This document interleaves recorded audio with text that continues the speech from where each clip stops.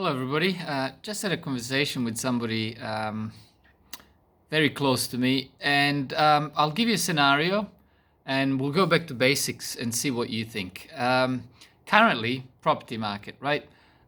In my opinion, it's an asymmetric trade, as they call it. There's a lot more downside to the upside. So, with that in mind, but it's a very big assumption. But let's say we believe that in any case, if there's uncertainty, it's more likely to go down than up. So it's somewhat asymmetrical on a downside. So you have $200,000 is a scenario, and you want to buy a house that is worth $1 million. So you have to borrow $800,000. Makes it very simple. A lot of money to borrow. In any case, you have done that.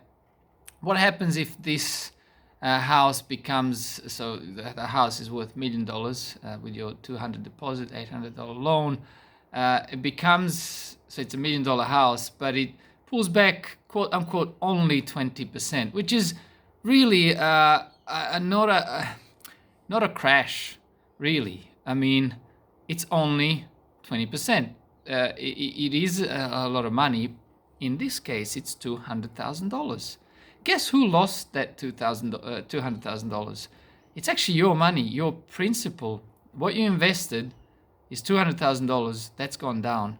It's not that the bank is going to take part of that loss. It's not that you're going to say, hey, let's split this proportionally, and you can lose my calculation might be wrong, but $160,000, and I'll lose $40,000 on this. Yeah, I think that the calculation is fine.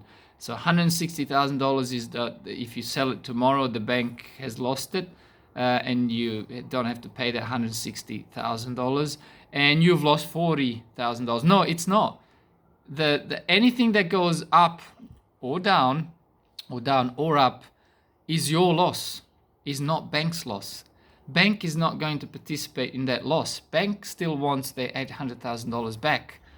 But now, the argument was, if you're buying this to live there with your family, so you don't have to move, and all the benefits of owning a home. Yes, there are not all benefits, but some of the benefits are that you're feeling more safe. Yet, in my opinion, there's a $800,000 mortgage over your head, so you must not lose a job, etc., etc. Instead, you can just rent it for $650 a week. And that's your whole liability. In this case, it's $800,000 plus all the bills and everything else. All right. But the convenience of having your own home, doing what you want with it, and not having to move unless, again, you're unable to pay your mortgage because you lost a job, unfortunate circumstances, health reasons, and all that unforeseen, which do happen. But yeah, you're less likely to have to move from one to another. It's yours. Your family grows with it. Your kids stay in the same school. I absolutely, completely understand that. But out of the $200,000 that you put into this $1 million house, and it pulls back 20% down $200,000, the whole 100% loss is yours. So to me, looking at it that way is a no-brainer, especially given the asymmetrical nature of the market at the moment. In any case, if we're going to be a bit more bullish, to say, look, it's uncertain, and uncertain normally means sit on your hands. I mean, at least sit on your hands. Oh, how long am I going to sit on my hands for? I've been sitting on my hands for 2, 3, 5 years, 10 years. Well, if you shouldn't have sat on your hands 5 years ago, 10 years ago, if there was ever a time to sit in your hands on the sidelines and watch it unfold, and then make a decision as things change, now is the time. That's my opinion. Now, I wonder what you think. I mean, it just doesn't sound like a good deal to get into it right now.